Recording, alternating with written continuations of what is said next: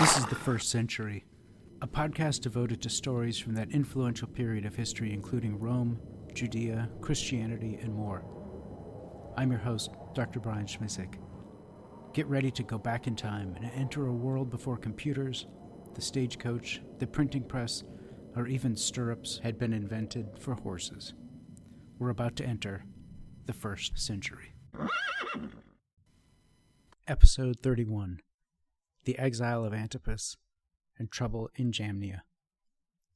In 39 CE, Herod Antipas and his wife Herodias had seen the triumphal return to Judea of her brother Herod Agrippa, who had been given the title king by Gaius. Herodias was envious of her brother's success. She began first to encourage Antipas by saying that if Gaius had made Herod Agrippa king, he would certainly do the same for Herod Antipas, a more than competent tetrarch who, though 30 years older than the princeps, knew Gaius from his childhood. Moreover, Herod Agrippa was a debtor, whereas Herod Antipas had managed his tetrarchy with skill. If he were to approach the princeps, Antipas was not sure of success, so he demurred. Herodias's encouraging words became needling, and soon she claimed that it was only because Antipas didn't even want to sail to Rome that he was keeping a kingship from himself. The case was so airtight, she insisted, that he only needed to make the journey. It would be a disgraceful situation if Antipas would not become king only because he was unwilling to sail to Rome to see the princeps. After some time, Herodias prevailed, and she accompanied her husband Antipas to Rome. They would make their case in person before Gaius. It seems that neither of them considered that they might have misread the situation, or that Gaius and Herod Agrippa were actually dear childhood friends. But during the time Herodias was encouraging Antipas with these plans, rumors began to develop. People heard things. Servants and others from dinner parties passed along what they heard, and it was not long before Herod Agrippa himself learned of the plan. Not only that, even Vitellius, the Roman governor of Syria, became aware of Herodias and Antipas's ambitions. The Roman legate was astounded that Antipas thought he could make such a direct ask of the emperor himself. Vitellius remembered that it was not so long ago that Antipas was present for the treaty with Artabanus, and then rushed to inform Tiberius of the success of the mission, thereby stealing credit from Vitellius himself, the Roman legate most responsible. Vitellius had been biding his time to seek revenge, and now the moment seemed opportune. Vitellius knew that Antipas was keeping a store of weapons from that period, which was only about 2 years earlier. Now, Agrippa reached out to Vitellius, letting him know that he was sending his freedman Fortunatus with a letter to Gaius accusing Antipas of 2 crimes. The first was that years ago Antipas had supported Sejanus against Tiberius. But the second, more serious charge was that Antipas was in league with Artabanus against Rome. Vitellius then backed up that second charge with his own letter to Gaius, claiming that Antipas had a storehouse of weapons. Agrippa sent both letters to the princeps under the care of his freedman Fortunatus. Unaware of the letters, Herodias and Antipas arrived in Rome and prepared for their meeting with the princeps. In the meantime, Herodias continued to encourage her own husband to denigrate Herod Agrippa before Gaius and ask for a kingship himself. In their much-anticipated meeting with the emperor, Antipas did just that. He made his argument that he was more senior to Agrippa. He was not a debtor, as Agrippa was, and he had been loyal to Rome and had also managed his tetrarchy well, even leading the peace treaty with Artabanus during the time of Tiberius not that long ago. Finally, he recalled Gaius from his boyhood days and shared fond memories of that time, even though Antipas was 30 years his senior. After he made his case, Fortunatus was admitted with letters from Agrippa and Vitellius. The letter from Agrippa included that list of charges, including conspiring against Tiberius with Sejanus before Sejanus was killed. Agrippa also accused Antipas of plotting with Artabanus against the emperor.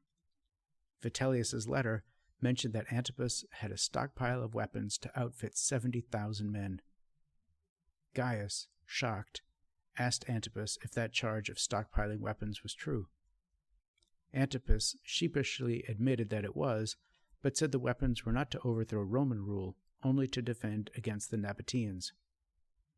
Gaius did not buy the story. He was outraged and banished both Antipas and Herodias to Gaul, and then he transferred Antipas's money and territory to Agrippa. Agrippa and Vitellius were more than satisfied.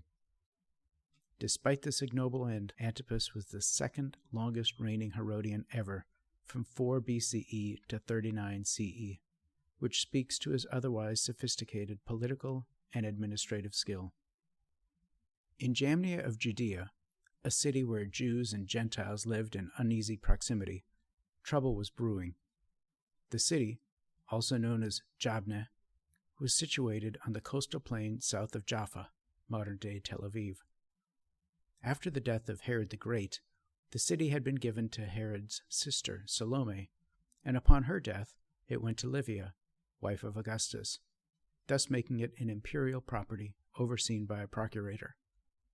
At Livia's death in 31, Jamnia went to Tiberius, who had appointed Herennius Capito as financial procurator, the Roman official charged with overseeing imperial revenues in the region. Capito remained in that role during the time of Gaius. Capito had a history in Judea. As we heard in episode 19, some years earlier, when indebted Agrippa was making his way to Rome to meet with Tiberius, Capito stopped him to collect what he owed to the imperial treasury. Agrippa escaped, but Capito, not to be outdone, sent a letter to Tiberius making him aware of the situation. It was for that reason that Tiberius at that time refused to see Agrippa when he arrived in Rome. After having become procurator of Jamnia, Capito was using the opportunity to enrich himself, as many financial procurators did. And it was around this time that a seemingly small act ignited a crisis that would ripple far beyond a single coastal town. The Gentile residents raised an altar made of quickly packed earth in honor of the emperor Gaius Caesar, Caligula. To the Jews of Jamnia, the altar was not a gesture of civic loyalty, but an intrusion into sacred space, a public insult clothed in piety. The fact that it was made of earth, rather than marble or stone, also seemed to be deliberately provocative. The Jews would not tolerate it. The altar was pulled down and destroyed. But the matter did not end there. The Gentiles carried their grievance to Capito. Capito, sensing both political advantage and imperial favor, sent a report directly to Gaius. He had heard that the princeps had been listening to advisors who disparaged the Jewish people. So in this letter, Capito portrayed the Jews not as defenders of their law, but as open dissenters, those who despised the emperor and defied his authority. Around the summer of 39, Gaius was growing increasingly frustrated with the Senate, and more enamored with his horse, Swift, or in Latin, Incitatus. Incitatus was already housed in a marble stable and ate from an ivory trough. He wore purple blankets, jeweled collars, and was invited by Gaius himself to various imperial banquets, where he would offer him golden barley and drink to his health in wine from golden goblets. Gaius would swear by Swift's life and fortune, and now Gaius flippantly said that his horse, Swift, had more sense than any of the senators, and that he had a right mind to make him a consul.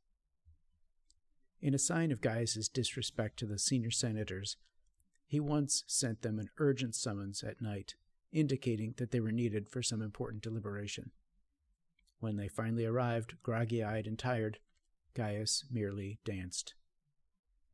Though Gaius had inherited a full treasury, his flagrant spending, including the temporary land bridge he constructed, which we discussed in episode 27, meant that the princeps was running low on funds. So he decided to renew the Maestas trials, which he himself had extinguished when he became emperor. Though in those early days of his principate, he made a public show of burning accusations that he had not read. Now, he said that he recovered some notes from those same accusations, and those notes formed the basis of the renewed trials. Gaius's cruelty was often as arbitrary as it was theatrical. One of his victims was a former city official who was hauled before the authorities on a string of accusations. Yet the charges themselves mattered less than the simple assumption that he was believed to be rich. After the man was put to death, Gaius discovered that he had possessed almost nothing. Rather than expressing any regret, the emperor remarked with dry amusement that the man had cheated him. He died for no reason at all, when he might just as easily have gone on living. Even Seneca, the Stoic philosopher who would later become famous as Nero's tutor, came perilously close to sharing that same fate. By universal reputation, Seneca was the most brilliant mind of his generation, admired far beyond Rome. He had committed no crime nor done anything that could plausibly be taken as one. His offense was simply this, that he had spoken too well in the Senate while Gaius was listening. That alone was enough to provoke the emperor's jealousy. Gaius ordered Seneca's execution, then abruptly changed his mind after one of his closest companions assured him that the philosopher was already gravely ill and would soon die on his own. So it wasn't even mercy that saved Seneca, but the calculation that his death would not be worth the trouble. About this time in Rome, the young equestrian Vespasian began an affair with Canis, the freedwoman and secretary of Antonia, Claudius's mother. This relationship gave Vespasian access to the imperial court, and he had recently become a senator in 38 CE. His star was rising, so to speak, because earlier Vespasian had been serving as a city official with the responsibility for keeping alleys and roads clean. But Gaius had caught sight of a lot of mud in one certain alley, and in a fit of displeasure, he ordered that mud to be thrown upon Vespasian's toga. Next time, we'll hear how Gaius responds to the letter from Capito about the Jews in Jamnia, and how Gaius dealt with the delegations from Alexandria, Egypt.